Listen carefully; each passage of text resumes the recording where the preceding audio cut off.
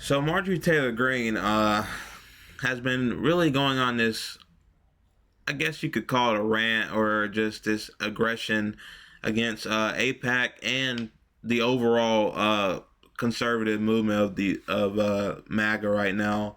Uh, she's been criticizing Israel a lot, saying it's a genocide, which it is. Calling basically the right, not America first, for supporting what's going on in Israel. First off, that goes against their Christian values and my Christian values, what they're doing to these Palestinian people. And it's obviously a genocide, and it's not even close to America first with what we're funding.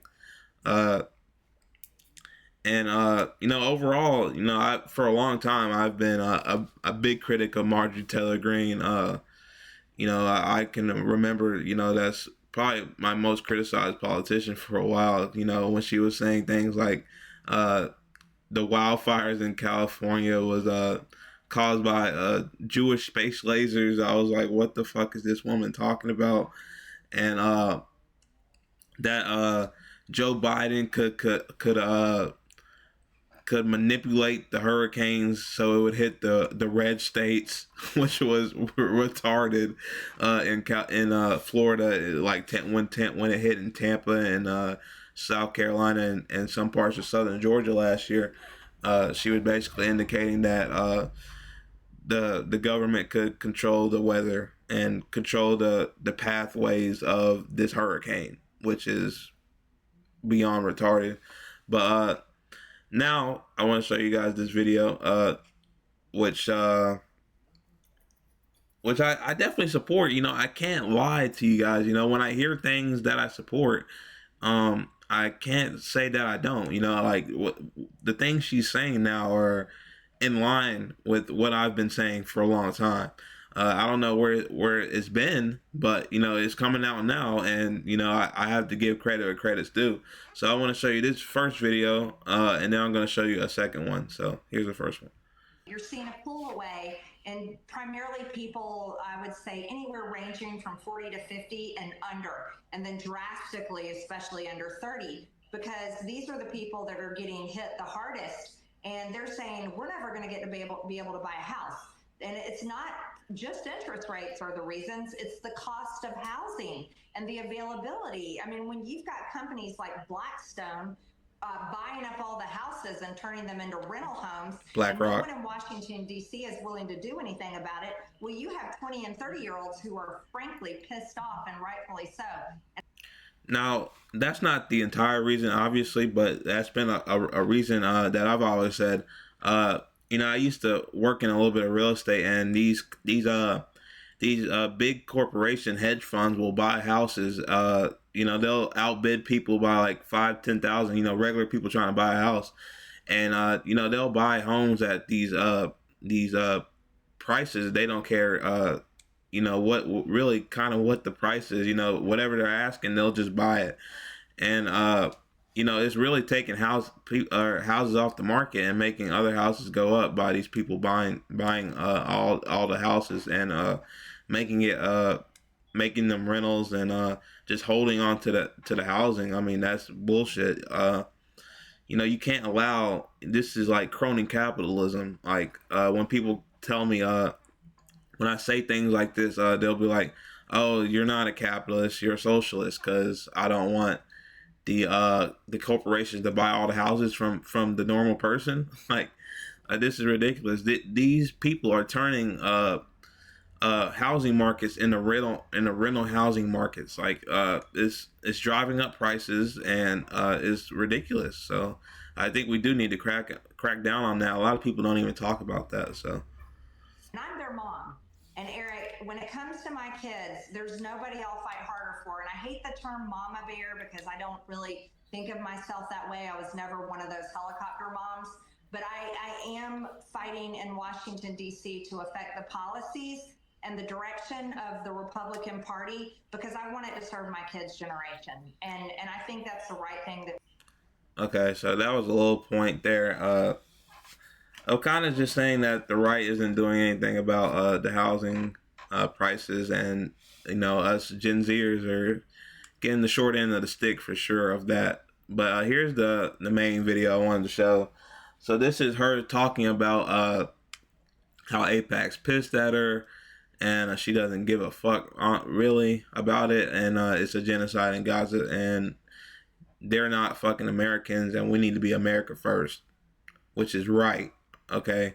Uh, I call it what it is. If she's speaking facts, she's speaking facts. So let's get into the video. The reason I invited you on is because I think you really diagnose things well ahead of time, and you are concerned about the Republican Party betraying some of the values of America First that President Trump ran on, and that you've really been a standard bearer for in the House of Representatives. And in lieu of that, we got to talk about Aipac attacking you, sending out fundraising emails saying that you are not acting in the interests of our country. Marjorie Taylor Greene, your reaction to Aipac's fundraising emails attacking you?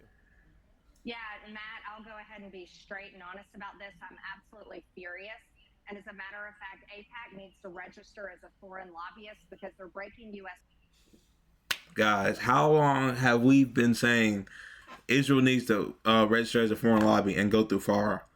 Like, this is insane, it would just take so much more money out of politics if they had to go through more loopholes to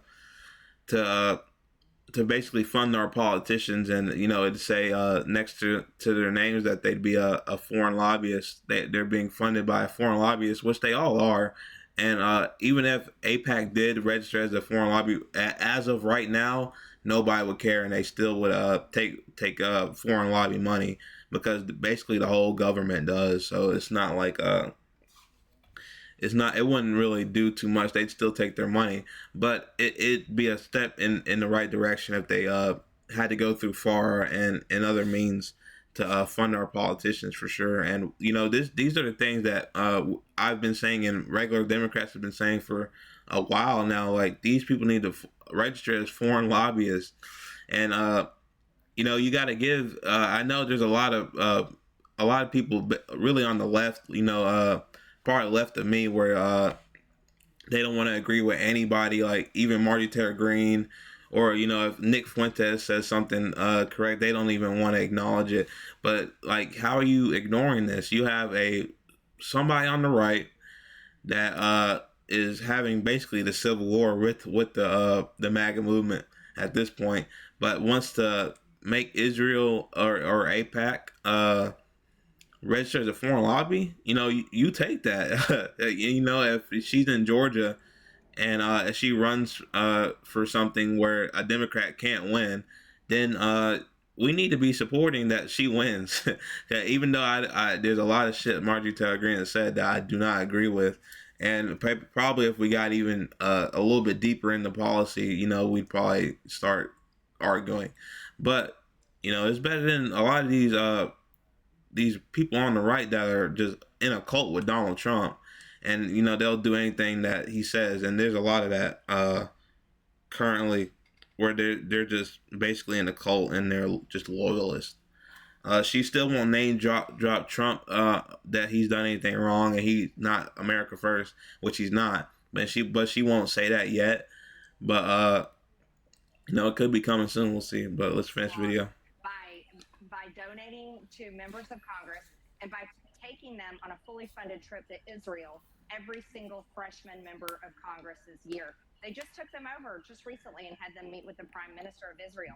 But let's frame that correctly. They take them over to meet with the secular government of nuclear-armed Israel. Israel, who is in less than $400 billion in debt. Israel, who has taxpayer-funded health care in college. Israel is not hurting, and they've already proven that they are more than capable. At all. These people have, like she said, healthcare for all, free college for all.